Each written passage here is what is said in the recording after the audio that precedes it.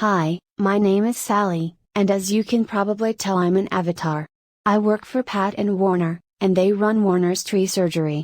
Warner has been treating sick trees for over 50 years, and Pat has been answering the phone, talking to the customers, and lining up work, and basically doing everything else that needs to be done. Warner is making a series of videos that hopefully contain all the things he's learned about trees over the last 50 years. This is the first one. It's about the danger the ash fly poses to twisted acacia trees. If you would like to help us get the word out to other people, this would be a good time to like this video and subscribe to our channel. Thank you. Over 40 years ago, California, Arizona and New Mexico instituted a program to get rid of the ash fly, because it was so destructive to trees and commercial crops. The ash fly basically gets in anything with the leaf, and this tiny insect can completely defoliate at least 40 species of trees. The ash whitefly has a 60-day lifespan, but for 55 days it's an aphid-like creature that is too small to see with the naked eye. The adult winged insects are just barely visible.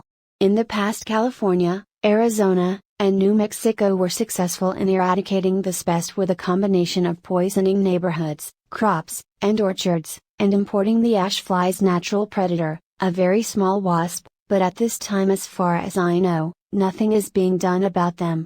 It's hard to see the ash fly on Texas red oak trees unless you know what you're looking for. In the past, aphids would infest Texas red oak trees' leaves, and if you touch them, they would feel sticky. Well, the ash fly does the same thing. So, if your Texas red oak tree's leaves are sticky and you live in Maricopa County, Arizona, you probably have the ash fly. The difference between the ash fly and the aphids is the ash fly will turn the Texas red oak leaves white, and if you know what you're looking for, before that happens, the top leaves of the Texas red oak tree will look a little weird. So, if you see your neighbor's trees with a few of their branches turning white, this is probably caused by a boring insect that's went completely around a particular branch, or it's caused by the ash fly. In order to control the ash fly, you need to poison the trees. You also need to start fertilizing your trees on a regular basis. I'm going to tell you which poison to use in a minute, but first you need to understand that the poison I recommend has nitrogen in it, and too much nitrogen is bad for trees. So, you need to put the poison down, and then 6 months later you get a good general purpose fertilizer, and you treat the trees with it.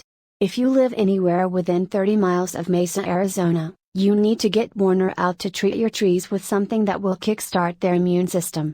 You see, every cell of every plant has enzymes that dissolve fungus, bacteria, and viruses, and because the ash fly has been in your trees, those enzymes have been depleted. So, Warner needs to inject medicines into the tree that will kickstart the healing process right away. You can protect your trees by treating them with Bio-Advanced Tree and Shrub, which you can get at Home Depot. This is a terrible poison, is so bad it was taken off the market for professionals to use, but thanks to some sneaky politicians, it was grandfathered in, so a 10-year-old kid can walk in and buy all he wants. Anyway, if you know it's toxic, you'll be fine, just don't go sticking your hands in it and licking your fingers. If you're careful, and a little bit afraid, it's safe to use. If you use the liquid, you pour the amount you need in a bucket with water, and you put the water down close to the base of the tree, and then you water it in. If you use the powder, you put the powder down close to the base of the tree and then you water it with a sprinkler. If a little dog licks it up before it's dry, it will kill the little dog. So, make sure animals and children are kept away from it until it's dry. You only need to put it down once a year, and in 3 years, if you do it yearly, you will not only get rid of the ash fly, but it will also get rid of all the boring insects in a tree. There's one more thing I need to tell you. Every place in the world where it rains, the water falls off of the trees at the drip line, and because that's where the water falls, that's where the roots that pick up the micronutrients develop, and all the instructions you get for the fertilizers tell you to put the fertilizer out at the drip line. In Maricopa County, Arizona, the roots have developed where the tree has been getting water all its life, and that's where you need to put the fertilizer. So, just ignore the instructions, and do it the way I just told you. Also, while we're on the subject, our garages and sheds get 140 degrees in the summertime. This damages the fertilizer, so you need to keep the fertilizer someplace cool in the summer, and if you've got fertilizer that's been in the garage or shed in the summertime, you need to get rid of it. Well, that's about it. I hope this helps you with your trees. Please subscribe to this channel and hit like, and if you live within 30 miles of Mesa, Arizona and you want Warner to come out and look at your trees, just give us a call. The number is 480-969-8808. Thanks and goodbye.